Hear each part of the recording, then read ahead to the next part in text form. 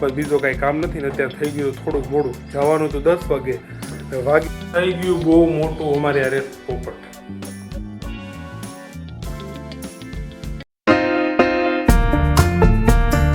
Hello મિત્રો, સ્વાગત છે ફરીથી નવા વ્લોગની અંદર.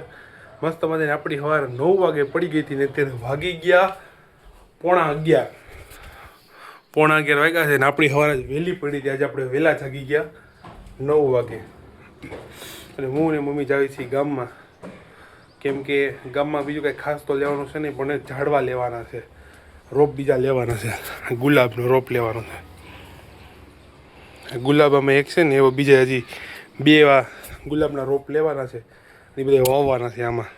અને ભેગા જ આમાં વાવ્યું છે કે પછી ખબર નહીં કેમાં આવશે, કે ઉપર જે બીજા પીડાય છે એમાં ગમે એકમાં વાવી દે, 2 રોપ એકમાં વાવી દે.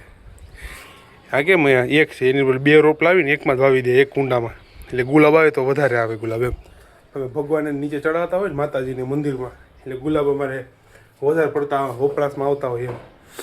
એટલે ગુલાબનો રોપ લેવા જવાનું છે. બસ બીજો કાંઈ કામ નથી ને અત્યારે થઈ ગયું થોડુંક મોડું. જવાનું તો 10 વાગે, વાગી ગયા તો 11, કેમ કે હું ક્યાં સવારનો દુકાન બેઠો હતો. પપ્પા ચા નાસ્તો કરવા ઉપર આવ્યા, પછી પપ્પા નીચે આવ્યા, પછી ઉપર આવ્યો. અને હવે અમે પાછા જાવી છીએ ગામમાં. તો ફટાફટ નીકળે. મમ્મી તો નીચે તૈયાર થઈને વ્યાઈ ગયા ક્યારના, મારી વાટ જોઈશ. બધું ઘડી ખાવું આવું વ્લોગ ચાલુ કરી. આમાં એક ગુલાબ આવ્યો છે ને બીજા હજી આવવાના છે. આમાં આવી છે, પછી આમાં હા આવો. જો રાયડું પાડે, આવો આવો. મેં કીધું તો બધું મમ્મી ક્યારના તૈયાર થઈ ગયા ને રાયડું પાડે છે મારી ઉપર. આવો ફટાફટ નીકળી, ફટાફટ લાઈટ તો બંધ કરી.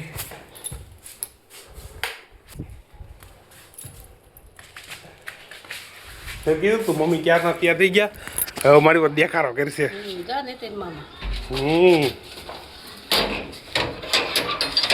ચલો. જો અમરેલીમાં કેવું છે ઉત્તરાયણનું, જો તૈયારી કેટલા બધા છે કા દસ.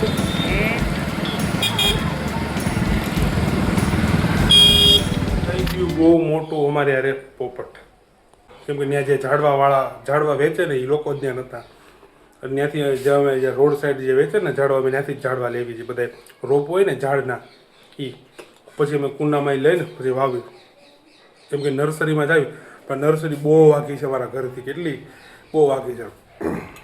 એ નર્સરીમાં જાવી તો અડધી કલાક જેવું તો ટાઈમ ખોટી થાય. અડધી કલાક જવાની, અડધી કલાક આવવાની, એ મગજમારી કરી.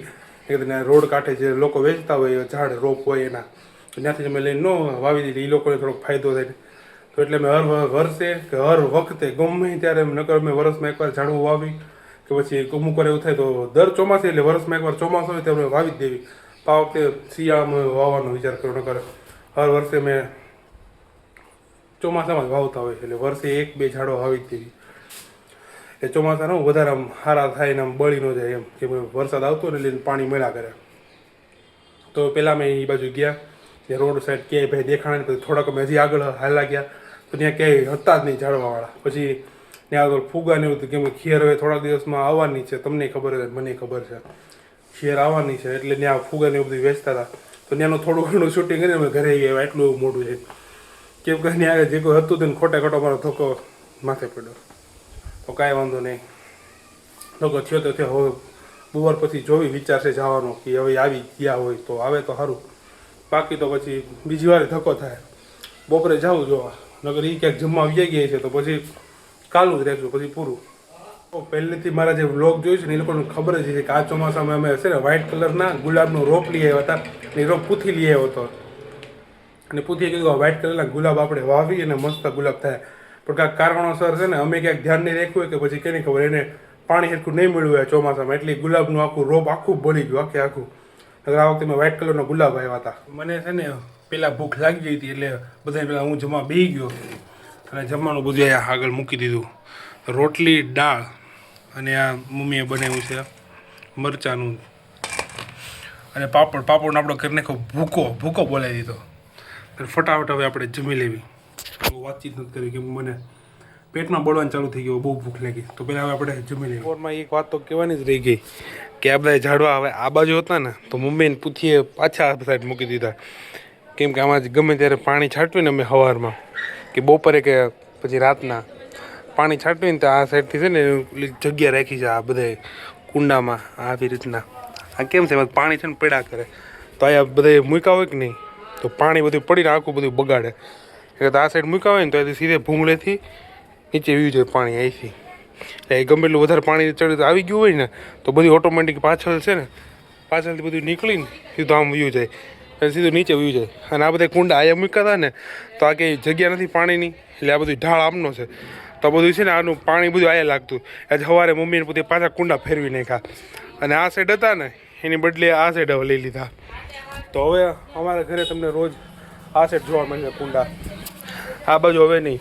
આ બાજુ આયા નહીં રે, જગ્યા એની પરફેક્ટ છે ને મસ્ત જગ્યા છે. એનો થોડી ઘણી દેખાય છે પતંગ ચકતી હોય એવી, આ બાજુ થોડીક દેખાય છે. હવે બધા ઉપર આવ્યા ધીમે ધીમે. અમારે અહીંથી પતંગ આવી ભોલું લીટી કા બોલું ક્યાંથી ભાઈ આવી પતંગ સીધી આવી. તું તો ધોડો નો તોય હાલત બોલું અહીંથી તો તૂટી ગયેલી જો. હવે હાલ છે કા એમ નહીં, તું ધોડો નો તોય હાલત. બોલું તો આ બાજુથી અહીંથી સીધો ધોડો. મને ખબર હતી પતંગ આ લેવું ધોડો જ નહીં, અહીં ઊભો રહ્યો તો આ બાજુ આવી ને આપણા ઘરે સીધી અમારા ધાબા પર જ પતંગ સામેથી સીધી આવી. યા આ જેમ પડી એમ જ આવી પડી હતી. હે કેટલો દોરો આવ્યો કાબુલું જો, એટલો બધો દોરો આવ્યો. કેટલો દોરો આવ્યો. થોડી ઘણી દેખાણી પતંગ ચકતી, બાકી એટલી હમણાં હું ધાબા પર આવ્યો તો એટલી બધી ચકતી નથી. અત્યારે થોડી ઘણી જ ચગે છે, થોડીક એવી દેખાય છે, બહુ દેખાતી નથી. જો સામે આટલી લાગવાની છે બેયમાં. જો કપાઈ ગઈ ના ના આટલી લાગશે. તારા ધાબા ઉપર નથી બોલો બોલો વાત ગાય કેટલો બધો દોરો આવ્યો કાંઈ એનો એટલો જ રાખજે બોલો. એ દોરો એટલો રાખજે પછી ચગાઈ છે હો. હા તો ઘરે જઈને ચગાઈ છે બસ પછી ચગાઈ છે હો. હા